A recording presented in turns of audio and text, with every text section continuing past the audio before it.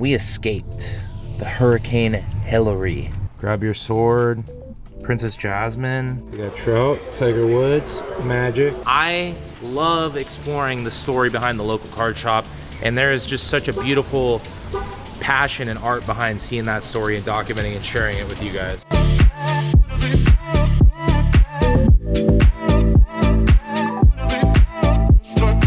Today, we're in Redlands, California, and we are going to go to as many card shops as we can in 24 hours. But first, we got some free coffee from Panera. What up, Sip Club gang? Cheers. Cheers.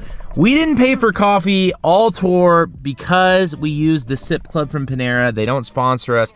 You can get coffee, water, iced tea, lemonade every 2 hours. So you know I had to do it again. We're back and we're doing a little mini tour. Hit a couple shops along the way. We are going to Frankensons, and last time we were at Frankensons, we were getting the lay of the land, and this time we kind of have an idea of what we're going for. So we're gonna mix some card shops and Frankensons into our day. Here we go. Where are we going first? It's 4 minutes away, and it's a shop called Quest. That looks like Jurassic Park. It's 12-minute parking, not 15, 12. 1,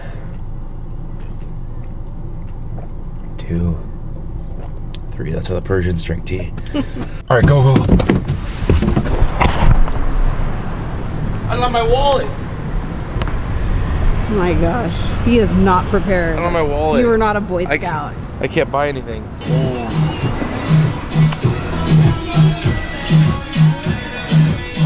This looks like the reverse of a fortune cookie. Like this is the fortune and this is the cookie. Wow. This is different. Frankenstein. Yoda. One of my biggest teachers as a kid. This one. Happy birthday. May it be filled with activities. Yep. We made it in time. Didn't purchase anything. But I gotta say, if you guys are ever in Southern California, this place has a ton of Funkos, comics, a lot of no actual trading cards, but really just collectible things. Very nice, very chill vibe, loud music. We're going to the next shop. We're gonna try to hit as many shops as we can in a 24-hour period. Frankensons is at the top of my list. She knows I'm pumped about going there. I love Frank's. I moved so fast that I accidentally shut the palm in the door. I know, I'm sorry. It's okay. Let's open it. Let's open it. All right, open it up. I'm so sorry. We're supposed to spend our entire weekend in Joshua Tree for Sam's birthday. And shout out to Sam. We spent our Saturday there and we escaped the Hurricane Hillary. And now we're making our way back up to LA. I did say we were gonna go to as many shops as we can in 24 hours. This is a quality over quantity. We are just trying to mosey our way through Los Angeles and get it going by going to comic shops, Funko shops, card shops, whatever we can find, leading our way into Frankensons up to LA. But in our little one-day adventure, we're just exploring. Courtney's sports cards. Weren't these the guys that asked me if I had a YouTube channel last time? 4.2 stars. We've been here before, but I didn't have the camera. It's filled with wax. I wanted to buy like a Women's World Cup box here, I think, one time. You wanted to buy a men's Prism World Cup. If you're gonna film something, it is not a bad idea to ask them. Just be like, yo, I wanted to film some content, blah, blah, blah. And if they say like, you know. Oh, Chris Paul. Hideki Matsui Beast. Mascot. It's a cool poster. These Johnny? are what started the hobby. And I understand we're taking like that next step to the newer modern shops. And some people, you know, harp on it. But I think you can't harp on people doing this. It's just the way it started. So you just got to respect it. But look at this. They have so much wax. You got Series 1 right there. I love these for autographs. When you're gonna get in-person autographs at a game, you sort your players by alphabetical order. Then when the players come off, you get them signed. Good for spring training. Full variety. Definitely have enough wax. Dog Gooden on a coffee mug. On a coffee mug. Yes, On the back of the card. On the back. Hit them up. Courtney's Baseball Cards in Colton, California. They got some interesting stuff, some throwback wax. I mean, if you need 17 Series 1 with Bellinger and Aaron Judge rookies, they actually have the hobby box here, which is impressive. So, interesting selection. Colton, California. All right, you guys, we made it to the next shop, A&N Collectibles, and they are closing early. You know why? because of the rain. It just started raining. It's getting a little moist out here. And we found another shop within a shopping mall with a liquor store and a donut shop in the same vicinity, which I'm impressed. You know what we're gonna ask them? We're gonna ask them about this Disney Loracana product, and we're gonna look for some sports cards, because the last shop we didn't really buy anything. Blaze Jordan. He's a friend of the brand. Celebrity card breaks. Why does it sell out so fast? First time Disney card game, and you know Disney fans are rabid, so they want anything. Hey, so you're on the rip party where a lot of people were they ripping to play the game, or were they ripping? So we had an event this weekend. It was just for you learn to play. So it's the game first, and they're pushing people to play the game before they're collecting. Wow. So everybody is trying to learn. We're teaching people to learn the game. When's the next restock? Because I know with sports cards, like now we can get sports cards pretty frequently, but like obviously this is like, it reminds me of when sports cards, you couldn't find sports cards. Yeah. So there's September 1st. I think it's going to be a restocks in the big stores. So Walmart, Target, should have them. Best Buy, and then we're getting a restock sometime in end of September. They say a bigger restock. For your hobby shop? Yes. Wow, so you had that big release party, and then you got a month. Oh, we didn't get much at all. They cut us so much. We were asking for 100 boxes. They gave us 24 boxes. Wow. So we didn't get much. Wow. Yeah. So that's why everybody's going crazy with it. You can't find it anywhere, and you had to be an organized play store. So you had to be running tournaments, or you couldn't get any product at all. They wouldn't give you any. And you three own the shop together? Or? I own the shop. My partner, he's not here right now. But okay, how long have you been open? We've been here. We've had this shop for 13 years. This shop's been here for like 30 years. Wow. And it's predominantly, is it mostly like TCG? It started as a sports card shop, but now when we took over, we started doing a lot of TCGs, Wow. Pokemon, Magic, now Locana. But right now we're expanding. We're expanding with the next door. We have a bunch of make a big playroom here. So more people can play. Put more sports on this side, maybe. Yeah. So So you're gonna expand that to Yes. like more play style? Yeah. So right now we only have a handful of tables we can play like games and stuff. Yeah. And Magic. And they're just trying to build their decks and get their sets and everything. It's so Exactly. different for sports cards because we're looking to see like, oh, is this guy gonna be good, or should I grade this because it's good centering. Yeah. So when it comes to like Magic, especially, it's whether the card is good in my deck or not. So if certain cards are popular, they're gonna be worth a lot more. Certain cards aren't, not gonna be worth a thing. And there's some cards, they're worth more just because the art is nice. Wow. And they're starting to do what sports cards do, serialized number cards. Yeah. Like the Lord of the Ring, the 101s. Yeah. So they have other ones that are numbered out of 800. Why not 500. Post Malone bought that one Magic card for like, what was it, $2 million or something? $2 million. Why is that card worth so much? Why It's did 101. And Post Malone, like that card, like is that an investment or is that a play card or what do you do with Post that? Malone's huge into Magic. He's like Magic's #1 spokesperson right now. Like he tells people, he goes on interviews, and says, "I'll play Magic and stuff." And it's always cool to see like when like a celebrity or like high-powered person gets into the hobby because it kind of gets people to notice like, hey, this hobby's pretty cool. Like if you want to Yeah. join it. Who's the person for Lorcana? That guy's a Lorcana guy. He's the next Post Malone. No, I'm just Yeah, I was like, yeah, who's I mean, the he knows the celebrity? most about If you're the the game. celebrity, I do know the most You know about the about game. it? Yeah, I do. I mean, I played. Tell us about it. I don't understand it. It's pretty fun. I mean, it's I'm a newbie. Tell me what I kind should of know. like. I don't know if you ever played Magic or TCG before, but I played it's Yu-Gi-Oh. I don't think there's a lot of crossover so much with Yu-Gi-Oh, but it's like Magic Light in a sense. The game mechanics work pretty much exactly the same. Like there's like this resource system. Like in Magic it would be lands, but in Lorcana there's it's called ink, and pretty much every card can be played as ink. So you kind of don't get mana screwed. That's like the big difference between Magic and Lorcana. Do Is you guys that have any of these cards in hand that we can look at? Maui, grab your sword, Princess Jasmine. Wait, this actually could be fun. But if it's so expensive and hard to find, how do you find other players to play with? Are you lucky to find like a person to duel with? Yes, right now probably. That's why we had this kind of event to kind of get people into it first. But yes, it's going to be expensive to play originally. But they're going to keep printing. This is not sports cards where they just stop printing stuff. Yeah. It's going to be, and they're going to have new sets every few months. So you're going to be able to get cards eventually. Just right now, hype is high? hype is high. I always talk about it. There's the collector, the flipper, and the investor. I mean, I don't know about investing in this stuff, but like people flipping it to the right person, I mean, what are these people buying this for? Are the people buying this to grade these cards and sell them? Is that like what's going on? Everything. That's why it's so hot. Yeah. You're gonna have people who are investing. You're gonna have people who are playing, collecting. The Disney. I mean, we had the Coco out, right? How big that became. The Disney ones. Yeah, how big that was, and a lot of people just do the same thing, flipping or collecting. Disney fans have a lot of expendable cash, so.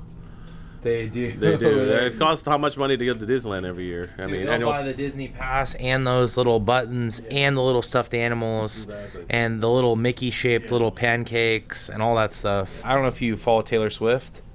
Oh yeah. So like she made $1 billion. I don't know her that well, but I know who she is.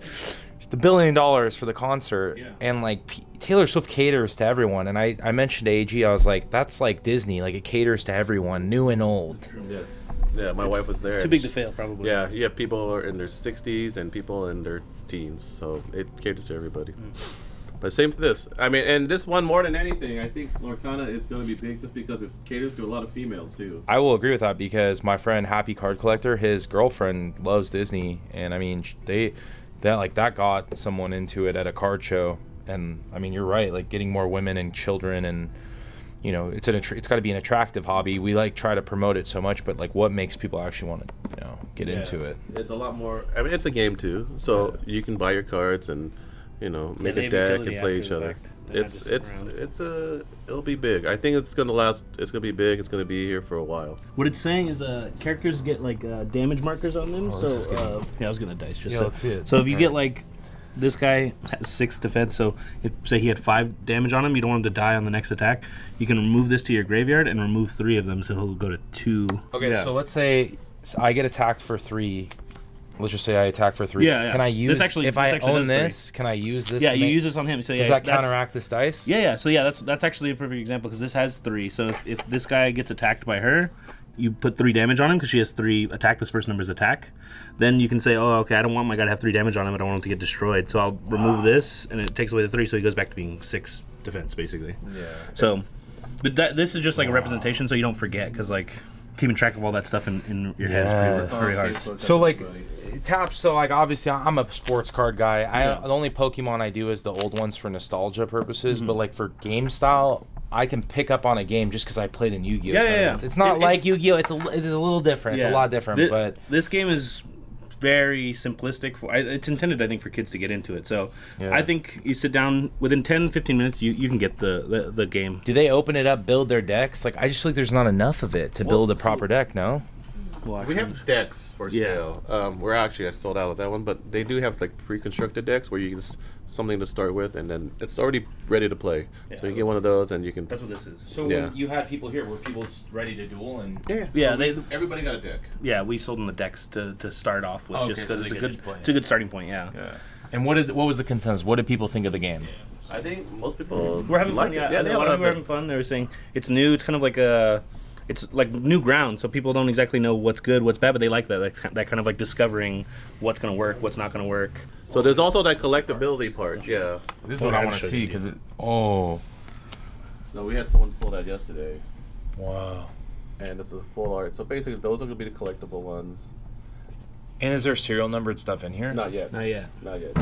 You have to wait a little bit when they get desperate to start doing serial numbers. Stuff. So what, you think they start out with the base and then they kind of get your mind going and then they move their way up? Once the sales start dropping a little bit, then what else can we do to get sales up? So yes, eventually probably, but right now it's pretty basic. They have this one, the enchanted one, is the most. That looks really cool. Yeah, there's 12 different ones. Yeah, beautiful card, beautiful art. Who doesn't know who Tinkerbell is? Exactly. Yeah, well they have all the top characters. The sports card market. We can find sports cards. Sports cards are kind of fluctuating. What's your take on the sports card market right now? For us, it's still strong. I haven't seen much weakening of it. Some of the prices have dipped, which is good and bad. Our margins is cheaper, which as a consumer, I love. As a consumer, it's great for us. As the business, not as great, but still, it's still pretty strong. But there's not everything is selling like it used to be. Of course, you get the main products like Prism, Topps Chrome. Those things will move no matter what, right? National Treasures, those will move no matter what. You said at one point there was 60-year-old dudes just hanging out in here, and now you got kids, teenagers, 20-year-olds. Looking through the boxes here, we got a bunch of boxes here, or just opening packs. There's kids, you know. That's why like people panic so much. I agree with what you said, because I was collecting in 09 when it was just old dudes and shop owners complaining. Now it's like, what is there to complain about? The hobby's bigger than it's ever been. Yes. So it's like, what are we really complaining about? Yes, Adjustments. I do like talking about adjustments because I like to see how the shops are doing, just from a business perspective. Yes. Oh, you're gonna have to work a little bit harder now. I mean, before when you're making a couple $100 a box, those days are over. You gotta get used to making $40, $50 selling volume, making sure any dead products get sold right away, move the product that doesn't move fast, and I mean, he's gotta move everything. So you can't, we can't make mistakes that we were able to a year ago. You have to be able to just be able to keep moving.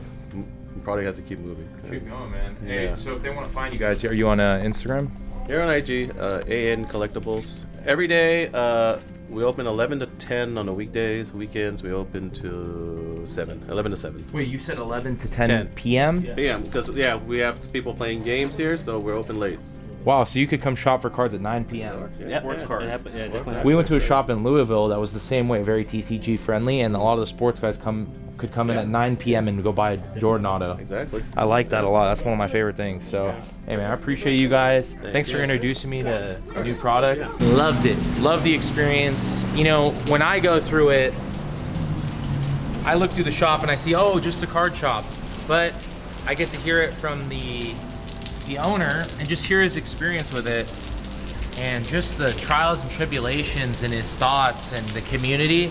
It adds life to the video. See, my perspective, I'm like, they have this product, they have this card, there's only so much of that you can do, which is why I love getting the stories from the owners, and that's kind of why we do what we do on this channel. We come out and we pull the story out. They're shy, they don't want to be on camera. We got them, right? It's not just about the PSA 10 Mike Trout card. Everybody can do that. I love exploring the story behind the local card shop, and there is just such a beautiful passion and art behind seeing that story and documenting and sharing it with you guys. So let's go to Frank & Sons. It has begun, everyone. We are headed to Frank & Sons, and look at this. Look at this. We're going. This thing is gonna last through the night and tomorrow. We are going to be underwater, the city of Los Angeles.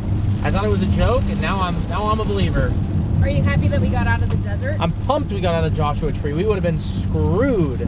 We would have been done. They're trying to get us to slow down. So what do we do now? You just have to go very slow. Oh.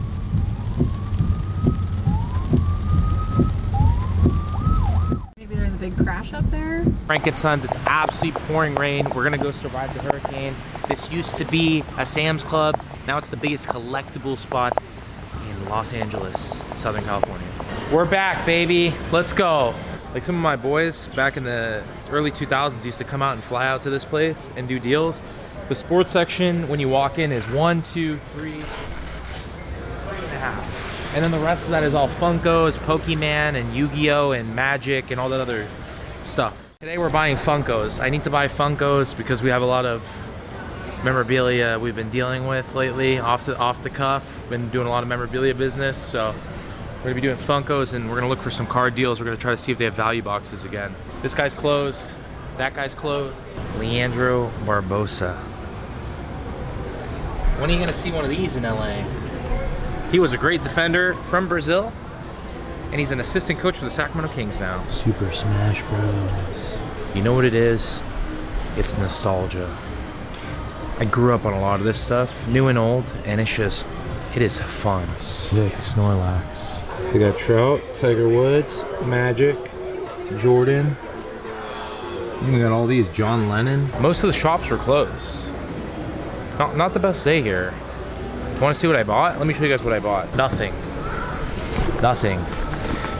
Most shops are closed. I didn't really find the Funkos I was looking for. I was looking for a Stewie Griffin Funko. The storm is coming, which plays a role into it. I think that's the main thing. It's Sunday here. I don't know if Sundays are bad here. I had a better time at A&M Collectibles today than I did here. So I guess that's why we go to a bunch of shops. We've made it to the iconic place in SoCal. Frankenstein's was a really, really disappointing time because there wasn't much there, but I'm breaking the rules and I've already indulged. I'm at the donut hole and I just got a glaze this time. glazed. I mean, the donuts are great, You like this place? but it's all about the building. Like, The idea of driving through. look at it. It's so cool. It's the coolest thing. It's the coolest building I've ever seen in my entire life. Hope you guys enjoyed this video. Drop a like, leave a comment, don't forget to subscribe. We'll see you guys next time.